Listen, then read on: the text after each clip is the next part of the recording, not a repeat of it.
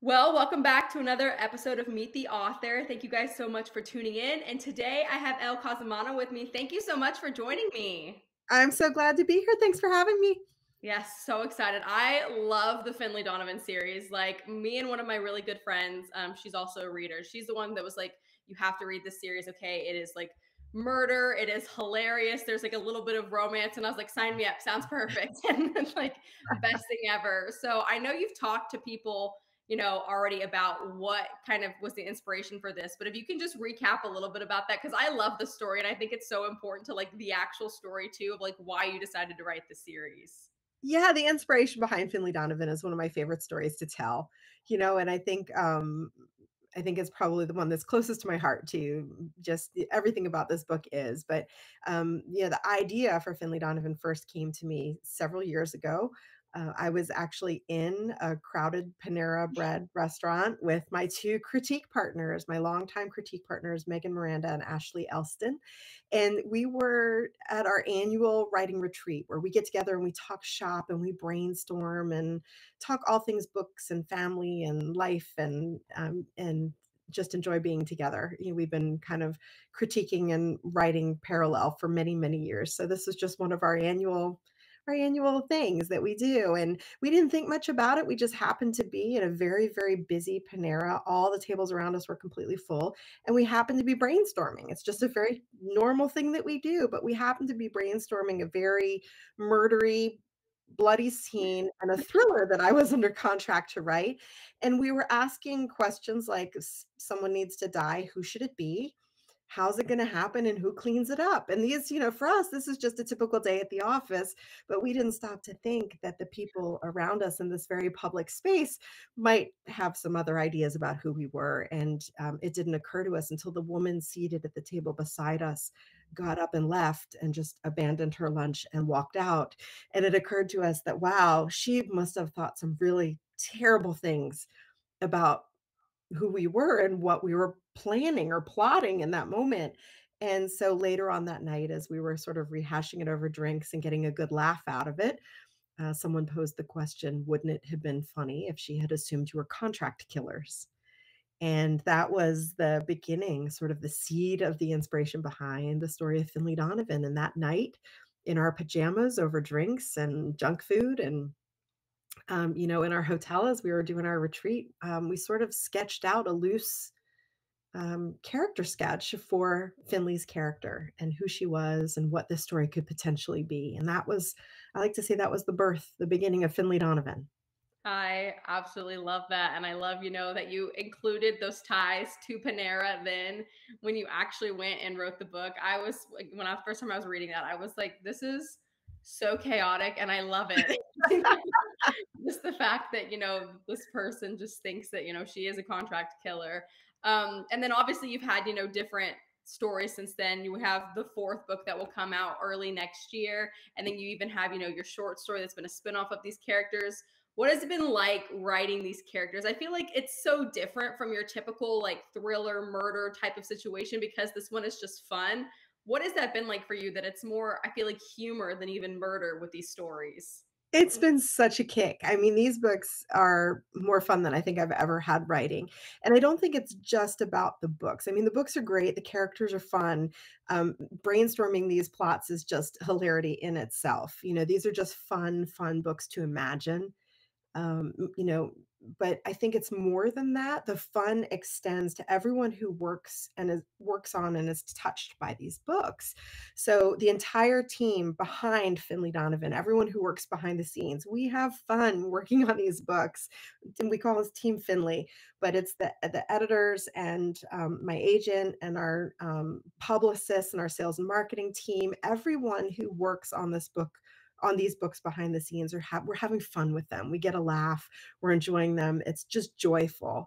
And I feel that way about the readers too. All of the reader engagement that I do, the letters I get, the emails, the DMs, the people who show up and come to the signings to share their love for Finlay Donovan. It's all joyful.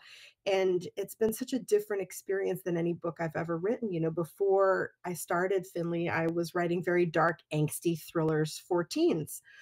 And those are great, and I love writing them, but the experience of writing them and sharing them with readers is very different than Finley. Finley has sort of created this really unique universe both inside and outside the books, and everything about it is fun, everything about it is funny, everything about it is joyful, and I think even in the midst of all the chaos and the calamity that is Finley's world, it gives us all a break and a breather from the real world, like, and I think with the first book came out sort of right on the, in the time of COVID. And I think at that point, there were just a lot of us that just needed to laugh and we just needed to have fun and remember, what it was like to leave reality behind for a while and just slip into somebody else's chaos, and just laugh at ourselves. And it's been a truly, truly amazing experience to share that kind of joy with readers.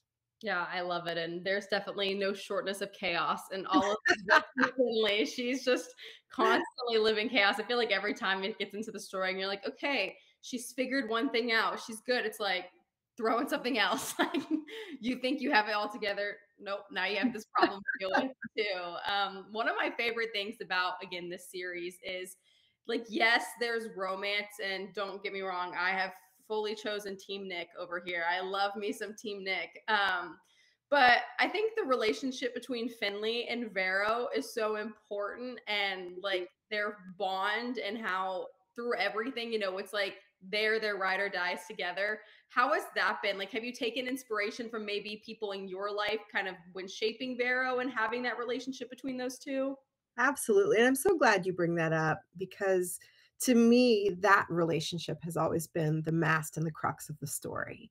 And when after the first book came out, when we had these 2 fantastic love interests, we had Nick and we had Julian, and so Finley had some pretty amazing choices to make, You and did. it can really go wrong, but, a lot of people, would ask me the question, "As the author, are you team Nick? Are you team Julian?" My answer was always the same, I'm team Vero all the way. Like, at the end of the day, at the end of that book, Finley could have sent both men packing. She could have sent them both kicked them both to the curb and stayed home with Vero on the couch eating bonbons and watching movies, and I would have been totally satisfied with that ending. Hmm. Because to me, the very center, the very heart of this story is this female friendship, this unconditional friendship that these 2 women find in each other. It crosses generations. It defies, you know, um, it shouldn't work, but it does. They're so very, very different from each other, and yet they complement each other so beautifully. And to me, this has always been like the center of the story. And I do, while Vero and Finley aren't necessarily encapsulating any one person in my life that I could say that they were inspired by. It's more that they are all of the women that I'm inspired by. It's their relationship that came from women in my own life who have lifted me up and supported me, whether it's, my mom or, my best friends or my critique partners, who have been my ride or dies for years. Those relationships, those unconditional friendships, those women in my life are, and the spirit of that is what inspired Finley and Vero's relationship. Yeah, and like I said, I love their relationship. You like the little romance aspects, but at the end of the day, like they're them coming together and always supporting each other. And through like Vero has hardships that she goes through, and Finley's like, "All right, like you've buried a body with me, like I got you, girl." And just all of those things, and it's just like they have that core foundation in relationship, and they like will drop everything for each other, and I absolutely love that. So kind of getting into that, talking about Vero. Vero has her own short story that'll be coming out tomorrow, or when this gets posted, it'll be the day that it comes out. Let's talk about that and how fun that was for you to write this short story just about Vero and like getting a little bit more backstory, because we get teases of some stuff from her past, but we don't ever get the full picture. So you're giving us a little bit of a sneak peek into what her life was like.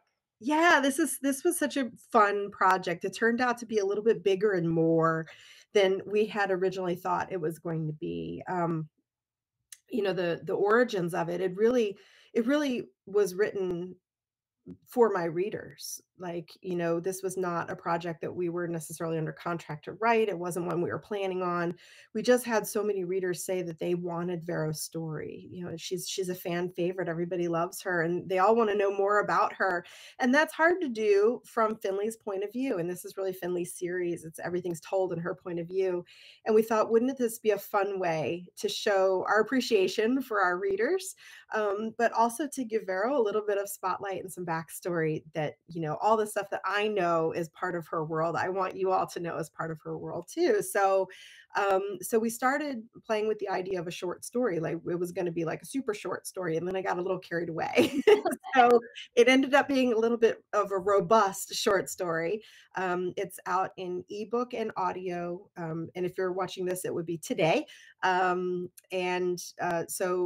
we're going to have it in ebook and audio. The ebook, I think, is like 60 pages long. The audio is about 2.5 hours. So it's a nice chunk of time where you get to spend with Vero in Vero's head, experiencing her world before she meets Finley. And so you can almost see it as a prequel to their story. It's who Vero was, where she was in her life, what was happening to her in that moment, kind of right before she stumbles into Finley's world. And for those of you who are already Javi and Vero fans, we did get to spend quite a bit of time with Javi and Vero in the short story. So there's a little bit of romance for our romance readers. We have lots of sleuthing and shenanigans for our mystery readers. It's fun, it's funny, it's fast. It's told in Vero's voice, and we all love Vero's voice. So I think everyone's really going to enjoy it. But it was a fun project for me. But I think the most amazing part about it, and the most fun for me, is going to be watching readers kind of unpackage this gift. Like, this is my gift to my readers. So I can't wait. I can't wait to see how they enjoy it.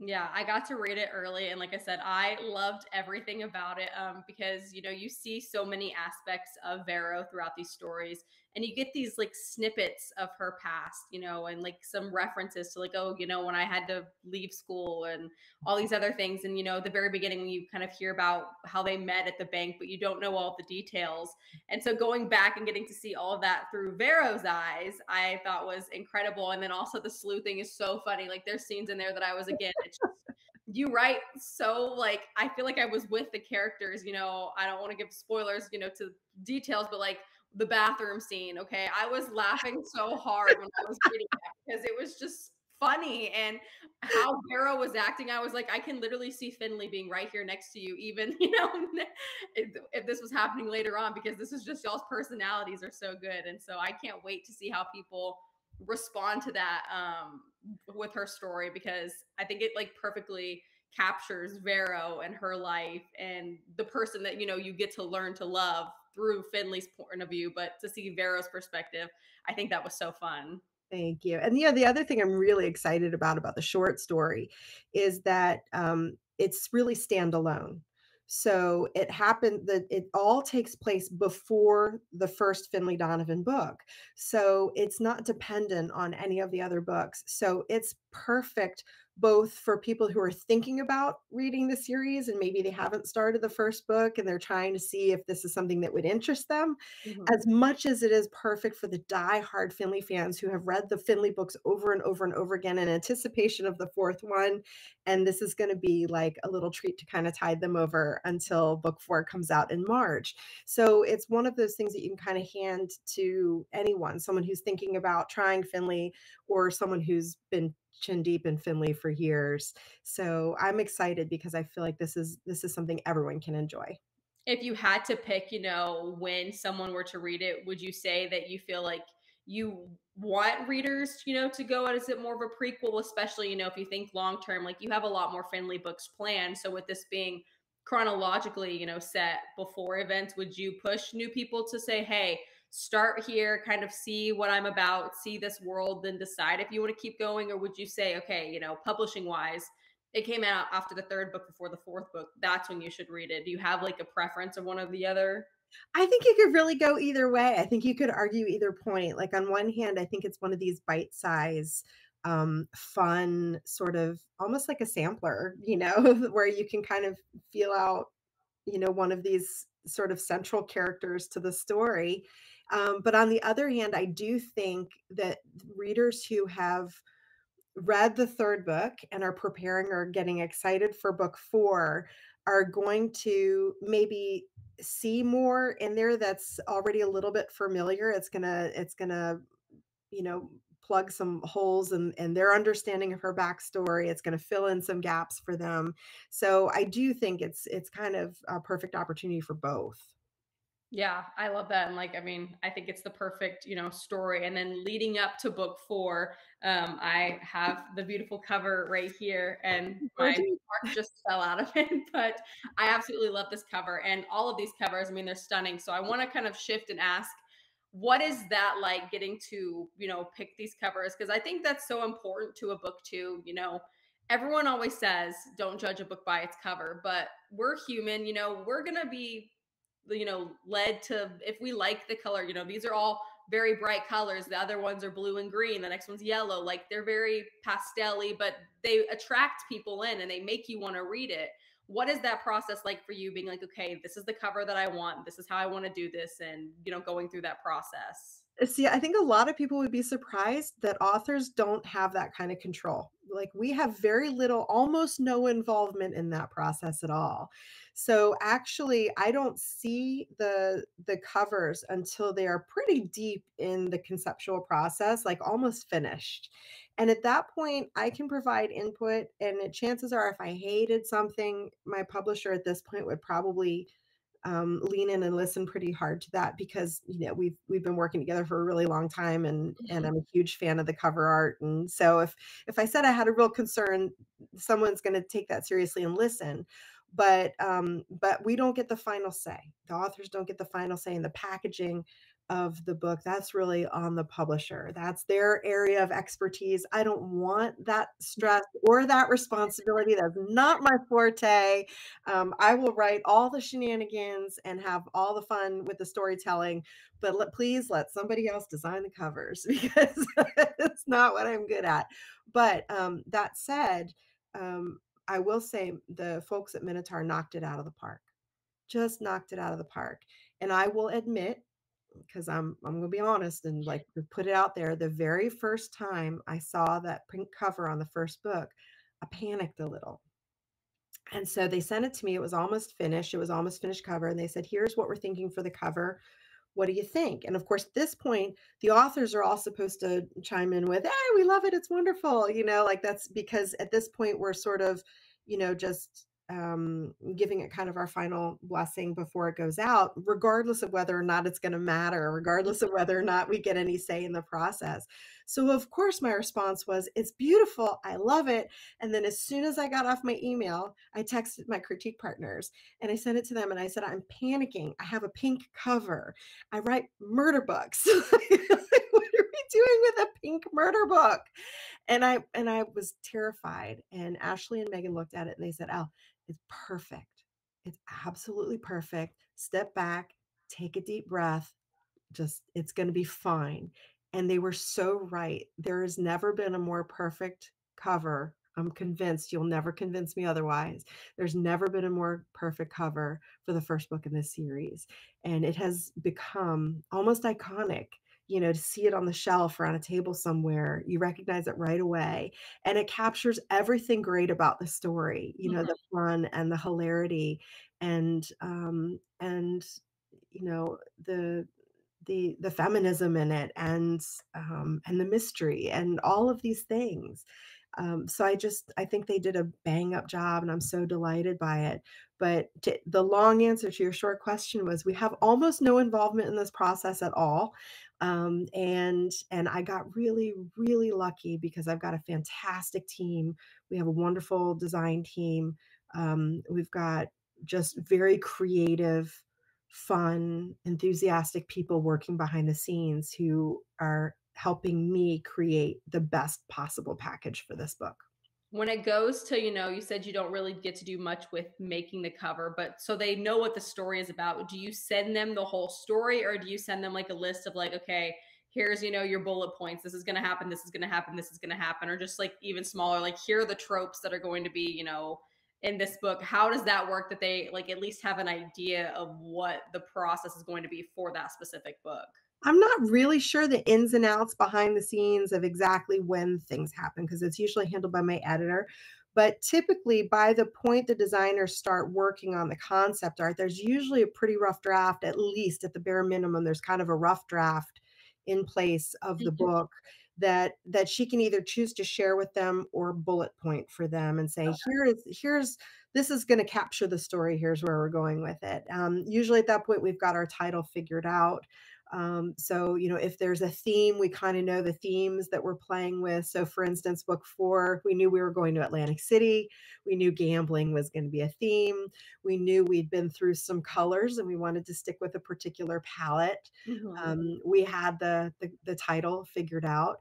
So once we were able to kind of give all of those elements to the design team, at that point we can kind of let them run with it and come up with some concept art. And that usually goes right back to my editor and the folks behind the scenes. They go through several rounds of revision and sort of what we call comp covers. Where they'll kind of create like a almost like a rough draft of a cover. And then we all kind of kick it around for feedback. And that's when we get into like the polishing and the final art, the final text and fonts and all of the other stuff, all the pretty blurbs that get to go on the front, any special accolades we want to put on there. I'm really super excited because we've got some really fun ones that are going on book 4. So yeah, it's a neat process, but thankfully I don't do it alone. And thankfully, I've got experts that I rely on heavily, and they do just a beautiful job of it.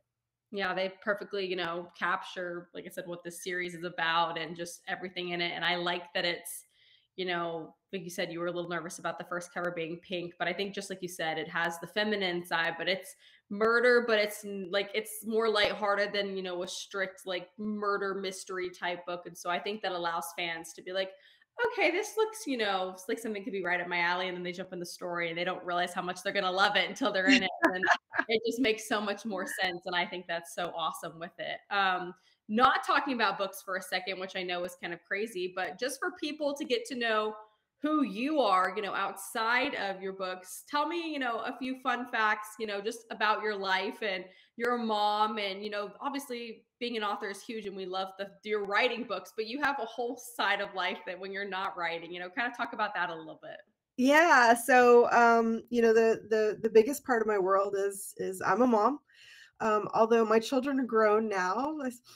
I have one who's 21 who's in his 3rd year of college.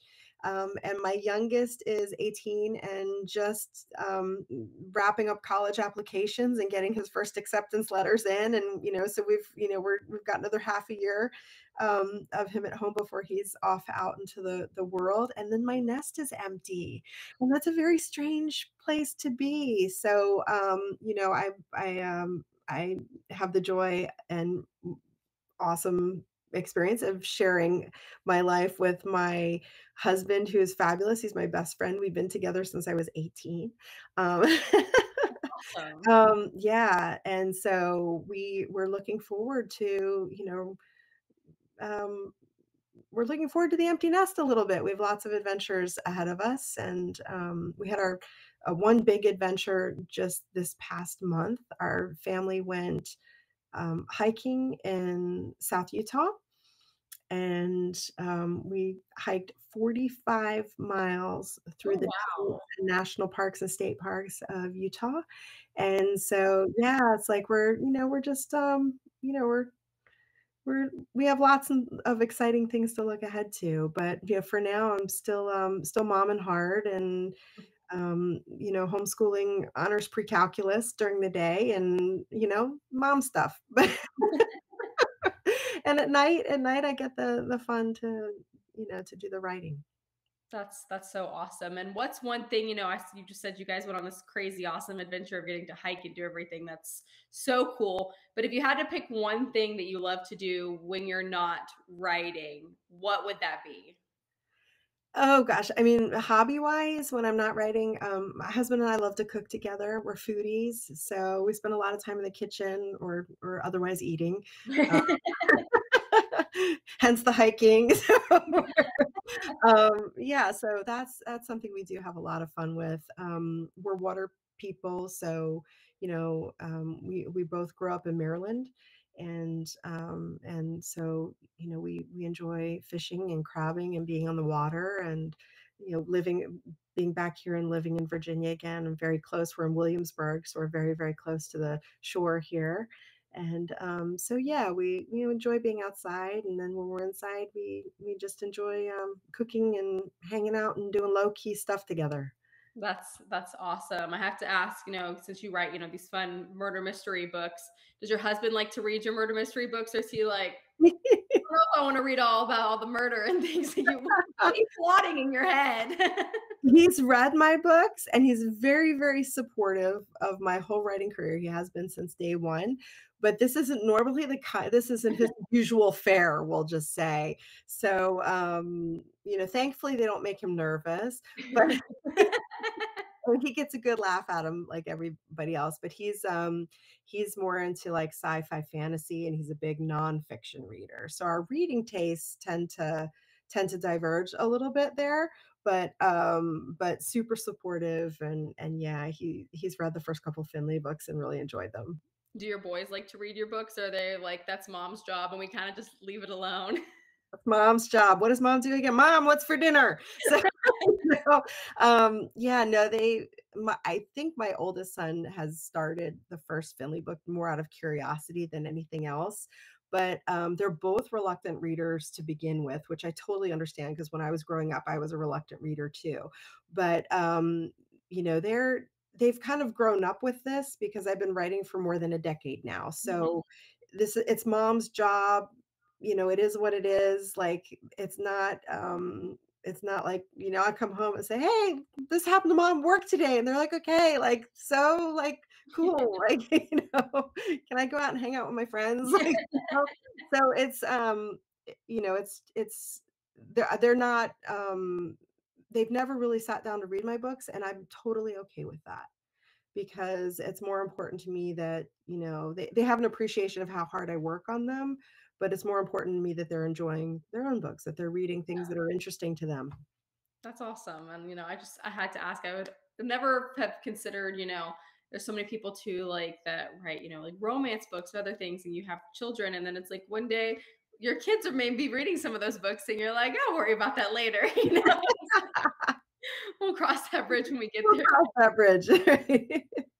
That's so awesome. Well, we're kind of getting towards the end of our interview here. So I want to know if there's anything that I didn't ask that maybe you want to talk about again with the fourth Finley book, some things that you're really looking forward to for readers to kind of jump back in that maybe you could not spoil, but like give us a little bit of a teaser that's coming up with the fourth book. Oh, the 4th book is so much fun. I can't wait for this one, and the early reviews are fantastic. I'm having a really great time watching those come in. Without spoiling any of the earlier books, I will say Finley and Vero are going on an adventure. It's a road trip, a girls' road trip to Atlantic City, under the guise of a girls' weekend away, which is actually a rescue mission that goes horribly awry, as it always does in Finley's world. Every well-laid plan is gonna fall apart and go a completely different direction. Oh, yes. And and as it turns out, their girls' weekend ends up not just being a girls' weekend because, Everybody comes. everybody ends up on the road with them. And so we have quite a mix of characters. For those who have been in the series since the beginning, you're gonna see a lot of your old favorites are coming back. We have a really good time. The shenanigans in this book are off the hook. I had such a good time with this one. This is so much fun. And yeah, so I don't want to say anything else because I don't want to spoil anything, but it's super fun. And for those who don't know, this is not the end of the series. I have a lot of people who assume there are only 4 books in the series. This is not the end of the series. So I will leave the end of book 4 wide open for the beginning of book 5, which I'm already at work on. And beyond that, we have books 6 and 7 also under contract. So more Finley to come. Love that. I'm so excited that there's more Finley. Like you get, with book four again, just immediately wanting book five. And it's one of those things that, I think you're doing like one a year. And it's like the readers are like, I need it now, the second that you finish it. No pressure, no pressure. I know, I think it's the craziest thing, authors, you spend so much time writing these books, and then for a reader, when it's your favorite book, you, like, consume it in one day, and then we're like, "Where's the next one?" And you're like, "I just spent 6 months on this," I just spent all year. It's like Thanksgiving dinner, like when I spend days preparing Thanksgiving dinner. And like, it's like so many trips to the grocery store and you're in the kitchen for hours and it takes forever. And then everything is plated and beautiful and it's laid out for everyone. And like in 20 minutes, the whole thing is gone, whole thing And is gone. everyone's like, "All right, where's the dessert at?" And you're like, "Give me Right? a second." Exactly, exactly. So thankfully this time we've got Vera's little short story for that little morsel to tide people over in between. But yeah, they do take a lot of work. So right now we're on a one a year schedule and I'm scrambling to keep up. So yeah, keep reading. Yes, I love them so much. Well, thank you so much for coming on today. I had such a blast talking with you, and I think readers are going to absolutely love Vero's story that, again, is out today now, so you can go read it. And you said audiobook. You said it was about 2.5 hours. So it's like the perfect little time, maybe a small road trip or something to just dive back into the world of Finlay Donovan. Hold yourself over a little bit before the next book comes out in March of next year. And is there anything else maybe you want to mention before we say goodbye? We are, or I am, getting ready to launch a brand new website, but also we're going to be launching a quarterly Finlay Donovan newsletter.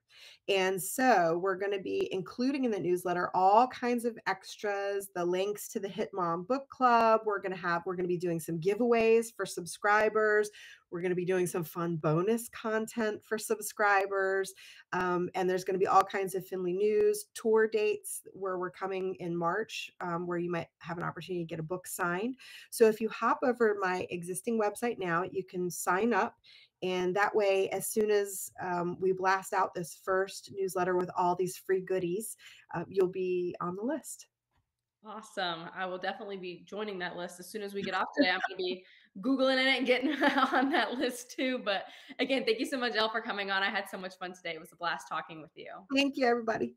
Yes. And you guys make sure you're saying subscribe to everything here on Michaela's Book Nook, whether this is on YouTube or Spotify. And until our next author interview, guys, have a great day.